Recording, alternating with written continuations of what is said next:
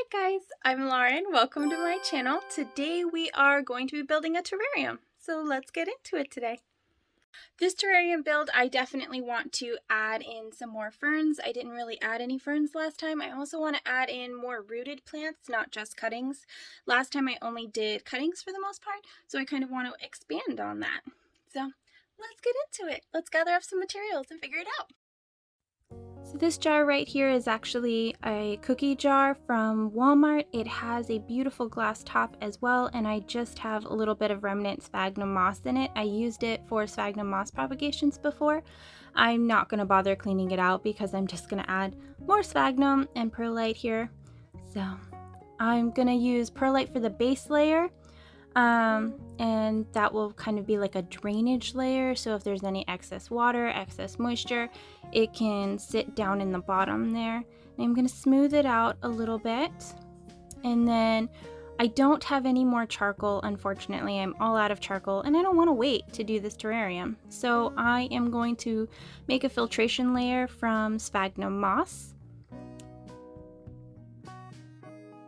I'm using fully fibered sphagnum moss. It's New Zealand sphagnum moss, so it's really good quality. I'm using the long full fibers, and I'm not going to break it up too much because I want it to really stay compacted and really get as much coverage as possible.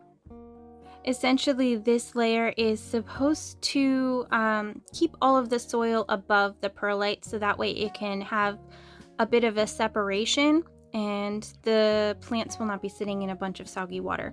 So it's very, very important that this is as compact as possible.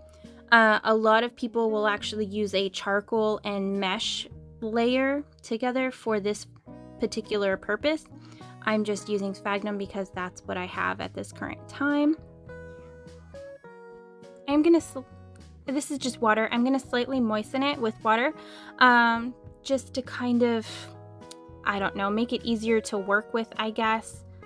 So you can see there, I didn't completely soak it or anything, just to make it easier to work with. All right, now we are going to be mixing up the soil. This is 2 parts worm castings to 1 part of the Bonsai Jack succulent mix.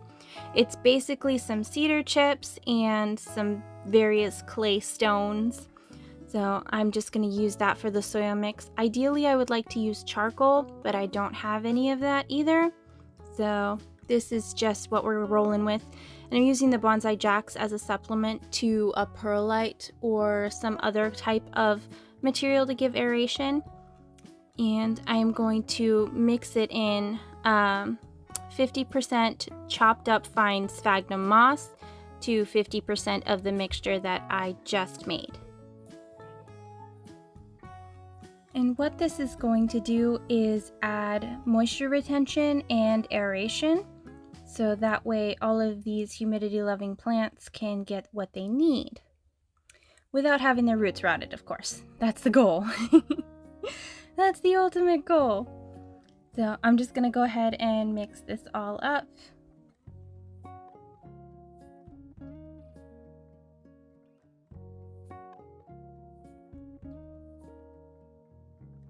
And here it is all done. It looks very much like a forest mix, which is exactly what I was going for. Moisture retentive, but with some aeration there, so that way the roots can get oxygen. Alright, so I'm just going to add layers of this. I do want to have a 2-part system going here. Because what I plan on doing is having one side of the terrarium be a little bit higher than the other side, creating kind of like a hill, because I want to have a vining plant kind of going down. I also have some, oh shoot, what is it? It's driftwood. Sorry, I forgot the word there for a second, but I have some piece of driftwood that I've sterilized, and then I also have maybe some rocks that I might use.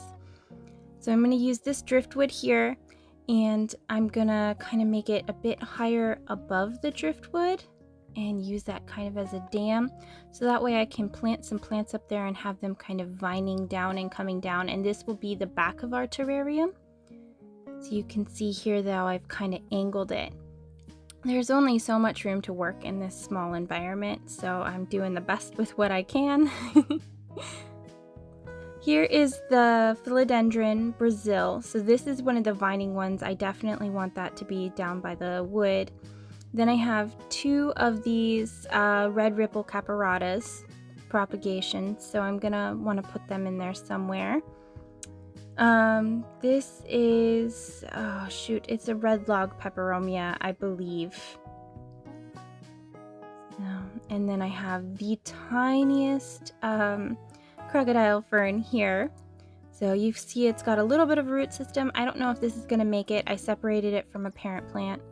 I also divided this maidenhair fern, and then I really want to get some of this lemon button fern. This needs to be repotted desperately anyway, so I think now would be a good time to divide it as well.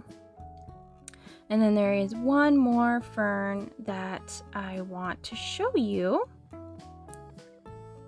And that is this rabbit foot fern here. I just took a propagation of it. I just chopped off one of the feet that was overhanging. It does have a little bit of roots, so hopefully it will do better than my last one. The last one I put in the terrarium did not make it, so I'm gonna have to change some things, and hopefully this one will. Alright, so let's get to dividing this lemon button fern up. A lot of people are really terrified of dividing ferns because they think that they're going to be damaging the root systems. But honestly, it's just going to make them propagate even more and grow even more. As you can see here, this is very, very dense soil, and there's not very much room left for this plant to grow. So it is starting to die off on the outer edges here.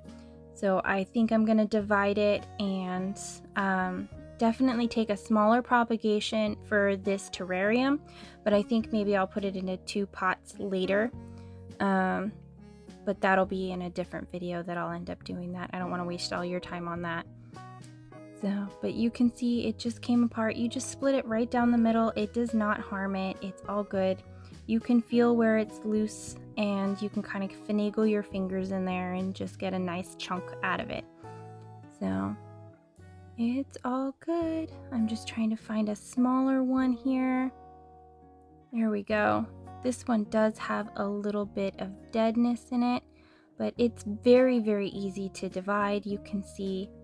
And the plant is not the worse for wear for it, and it's gonna do fine. It's got new growth there.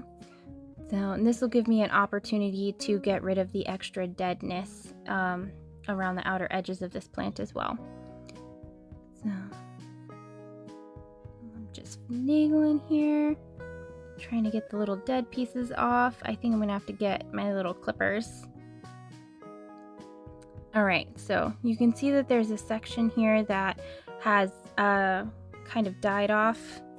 So we're just going to be clipping that. And I think it looks like part of the root ball's dead here, so I'll just remove that. There we go. You can see that that's all died off, and it was clearly coming apart anyway. So, and then there's just one dead little frond here. You don't want any dead or dying materials in your terrarium when you first start out, unless you are adding like isopods or some type of other beneficial bugs in it. Otherwise, it's just going to rot and mold and cause problems for you at this point. So I don't want to deal with any of that. Alright, so the first thing to go in is this little lemon button fern. I'm going to have to see if I can fit it in or if I have to trim it more. I don't want to have to trim it back. But I'm just going to kind of nestle it down here off to the side. It's going to be sparse for a little bit, which is fine. I am concerned about how tall it will grow, but hopefully it'll grow wider rather than taller for right now. Or I might just have to come in and prune it occasionally. But that's a problem for another day. Today I just want it in here. There we go. I kind of like that, how it's going over the driftwood there. It looks a bit more natural. And this is the Philodendron Brazil. I'm just going to pull this up, and then I want to tuck it back behind the wood there. You can see the colors are beautiful. This is a propagation I took a while ago. This is another fun thing that you can do with propagations. You can gift them to friends, or you can save them for planty projects like this. And the Philodendron Brazils are very, very hardy plants. So they'll survive a lot of conditions. And this is going to add a little pop of color. And I kind of want it to vine and grow along this wood here. I think it's going to look really neat. Let me get this Peperomia in here. This is another cutting from my bigger plants.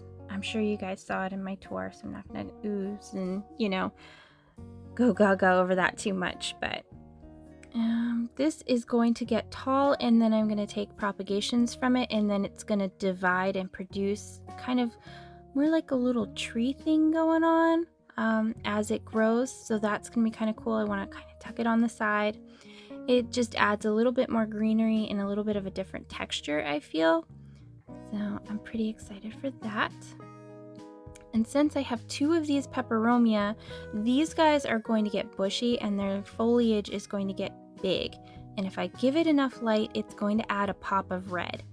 So I kind of want some in the back, I think. And then I think I want to put one in the front. And that'll kind of disperse that coloration throughout the terrarium here. And you have to be very, very careful with Peperomia because the roots are very fine. So you do not want to damage the roots too much, or you will have leaf loss. And with plants this small, it can take a while to come back. So just something to be aware of if you're shuffling around your little propagations. So I'll put one of these on either side. And that way I'll have one at the bottom and one at the top, and if one dies off, then I'll still have that pop of red in there if I get the lighting right. So the temperatures help as well. If you give it a little bit cooler temperatures, I want to say like in the 60s and low 70s, then it'll be okay and it'll help with that color. I'm gonna add this little teeny tiny maidenhair propagation. I have no idea if this is gonna make it or not. The plant was not doing well when I took the division, so this is kind of like a rescue mission on top of you know, dividing. So we'll see on that. I'll keep you guys updated for sure. And then this little crocodile fern, my main crocodile fern is struggling, so taking this little propagation of it is also kind of like a backup plan. But I have not mastered the care for the first one, for the big mother plants, so I'm not 100% sure if this one's going to make it either. I'm going to tuck it back here because then maybe it will be a little bit more out of the water. This one seems to not like water as much. And then same with these rabbit foot ferns. They don't like to sit in water. They like to dry out but have a lot of humidity. So I'm going to tuck the root ball here, but I want the frond actually kind of, or I'm sorry, the rhizome kind of sitting on the wood there. So that way, hopefully it won't stay too wet and it will be a little happier maybe. Maybe this one will make it.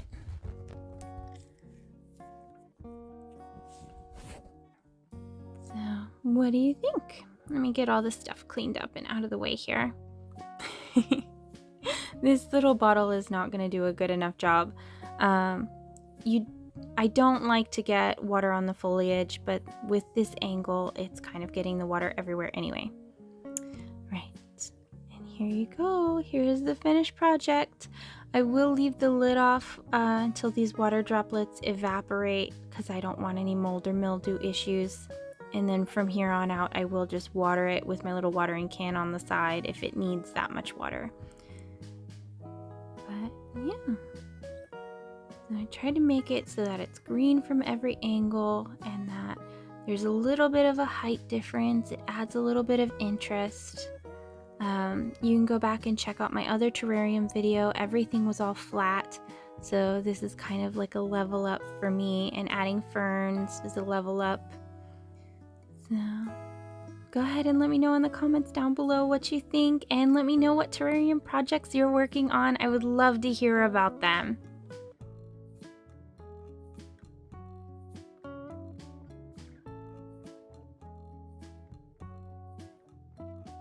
Alright guys, thank you so much for watching. I really appreciate it. I hope you guys had fun, and I will see you in the next one.